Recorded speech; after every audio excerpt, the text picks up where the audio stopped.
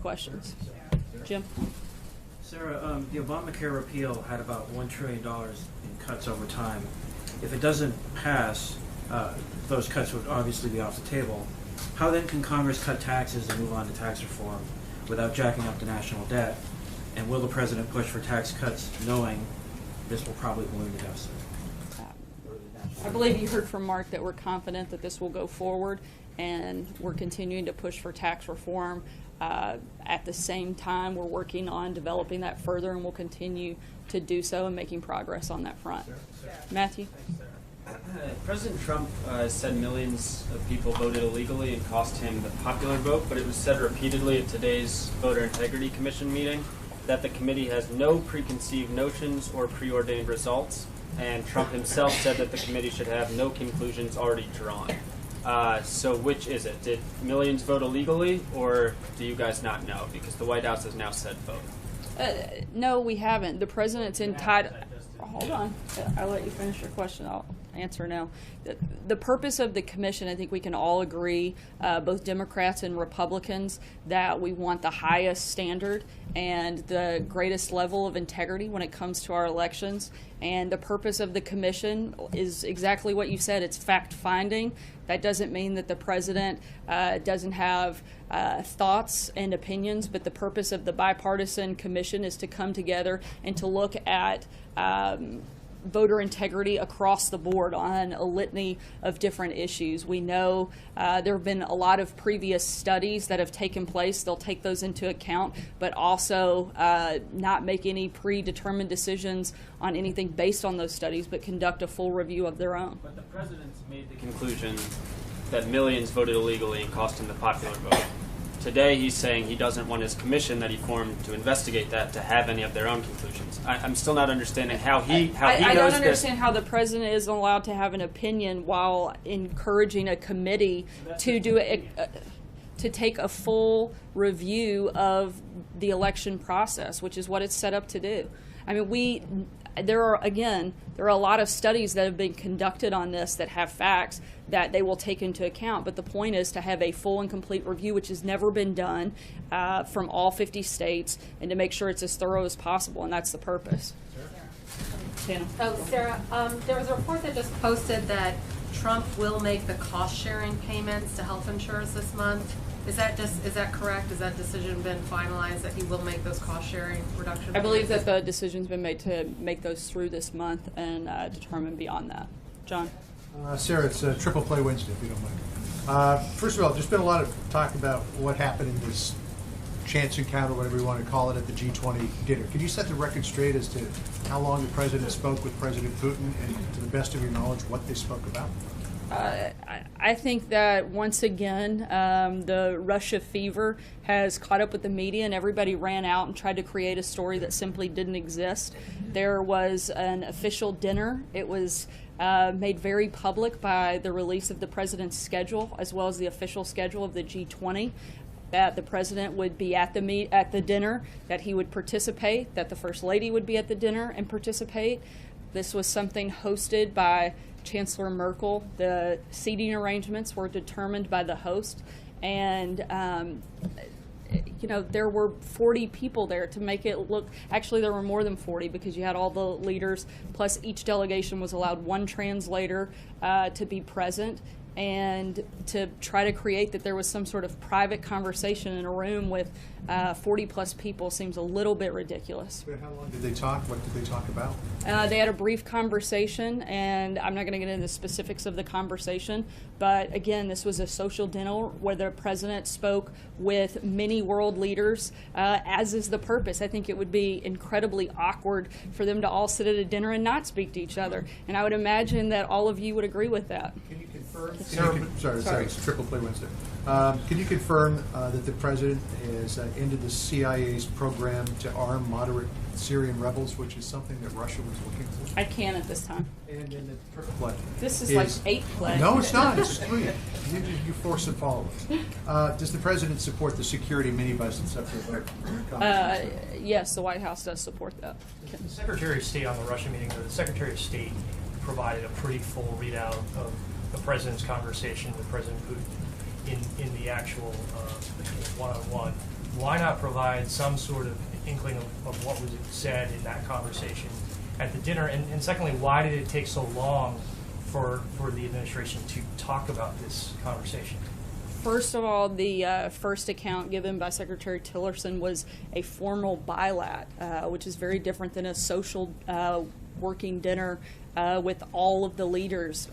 He was seated next to the first ladies of Japan and Argentina, and we didn't offer readouts of either of those conversations. As a set precedent, President Obama had a pull aside in 2011 at the G20 where there also was not a readout. In fact, ABC said at the time that it wasn't necessary because it was a private conversation of a social gathering.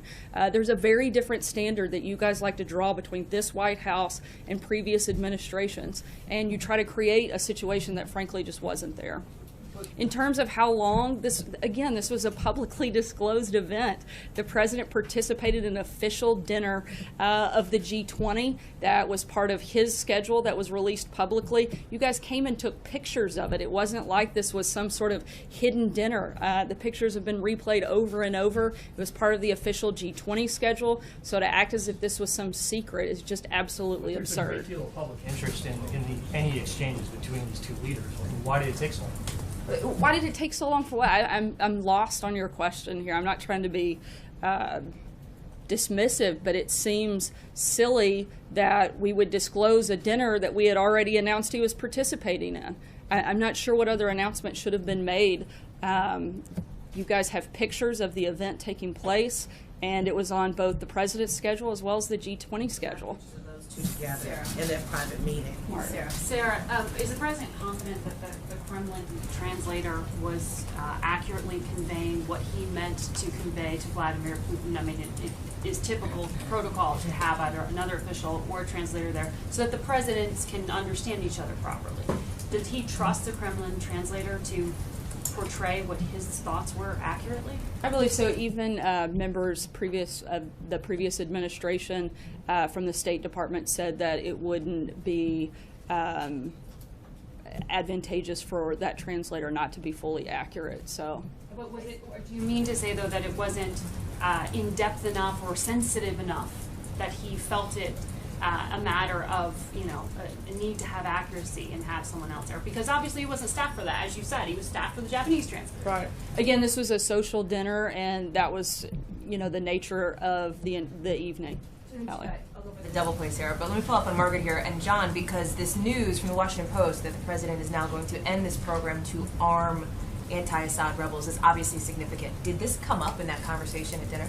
Not that I'm aware of, Helen. Okay, so the second question then on the election voting commission. The person that the president has installed to be the vice chair, Chris Kobach, is now saying that we may never be sure if Hillary Clinton won the popular vote.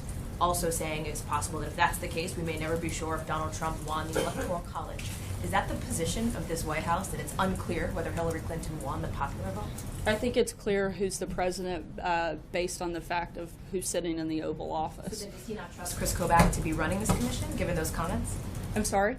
Given those comments, and if the president in fact does believe that the vote tally was accurate, does he not trust Chris Kobach to run this commission? Look, once again, the purpose of the commission is to look at how we can best uphold integrity in our election process.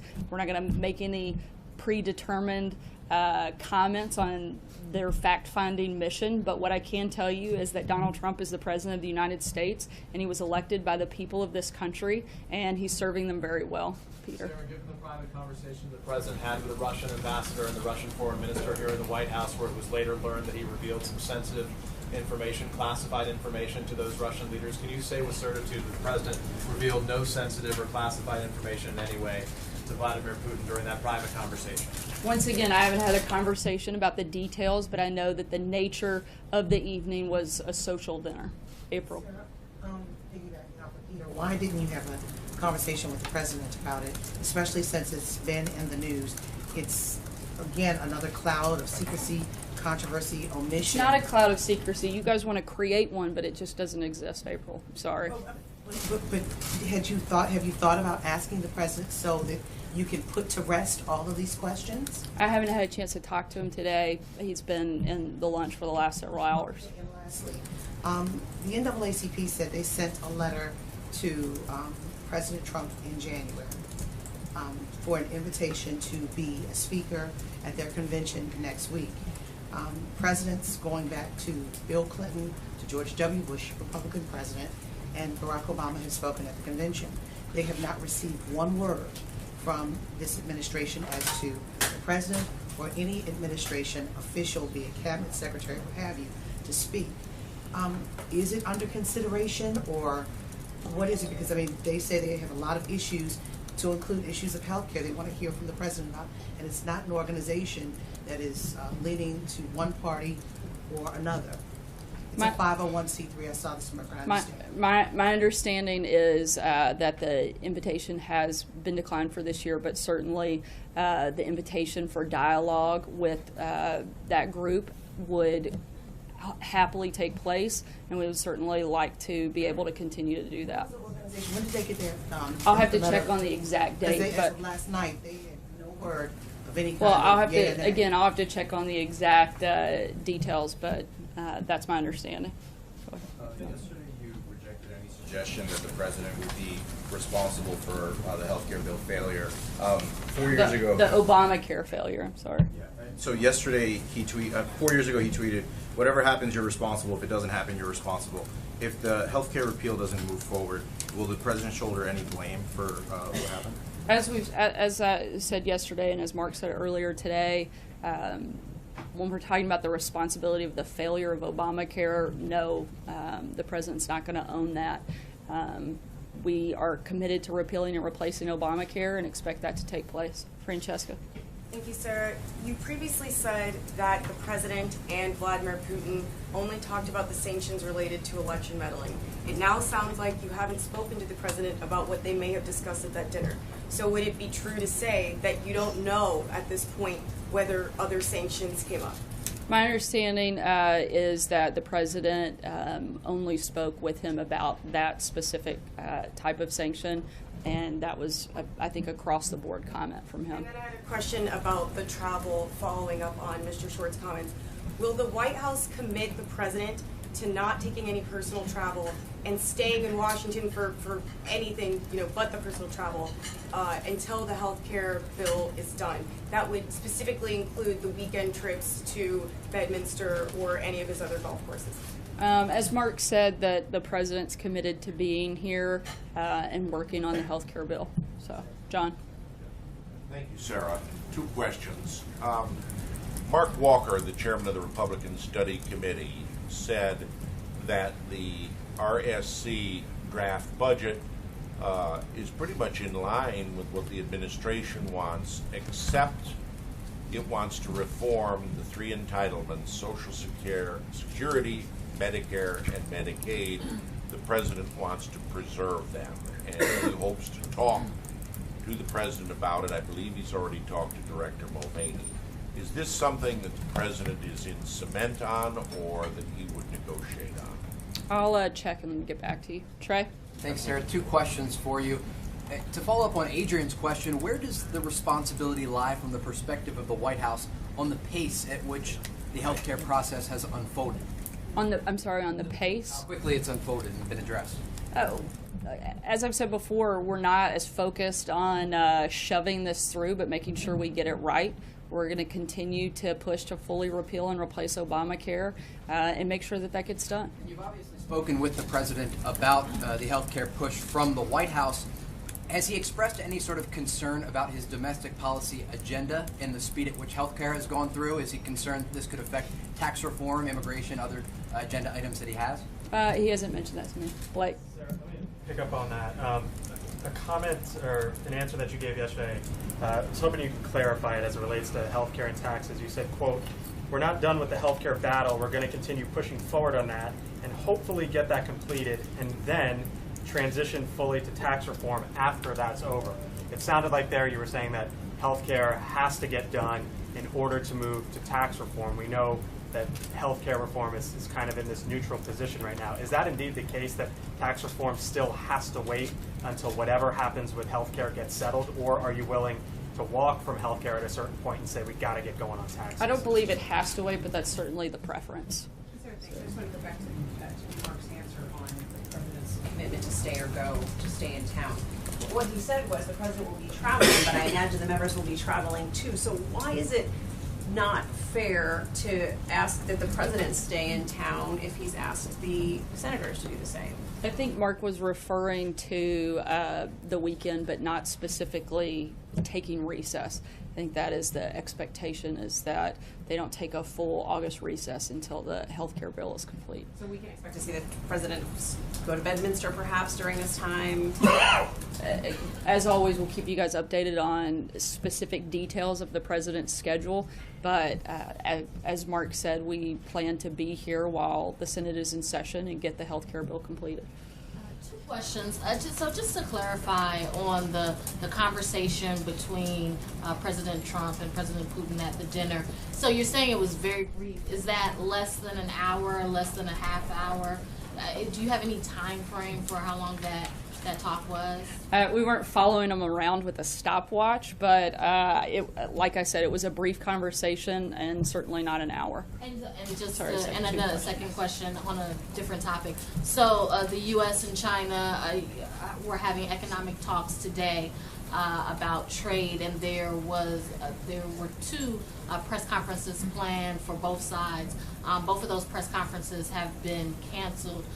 Should we take that as maybe that there are some issues with these economic talks going on, with the trade talks going on with China? I would refer you to the Department of Treasury to talk about the details of those plans and whatever schedules that they may have changed. I can't speak about their schedule. Abby? Just a quick question. I think this was sort of brought up with Mark when he was just here, but did anyone at the White House ask Corey Lewandowski and David Bossie to go to the Hill on the President's behalf to lobby lawmakers on the health care bill? I'm not sure of any asks that took place. Are you guys aware that they are there doing this? I read a report saying that they were there, but beyond that, I don't have any knowledge of a specific ask made of them. But is it possible that they were asked to do that by someone in this industry? I mean, I think these are both two people that strongly support the president, support his agenda, and that's certainly, I think, very public, given that they have been supportive of the president throughout the campaign and even in the administration. And I don't find it surprising that they would advocate for the agenda of the White House at any opportunity they get, just like many other supporters that were part of the campaign or also support the president on many fronts. Thanks so much, guys. The president's going to have an event here in a few minutes.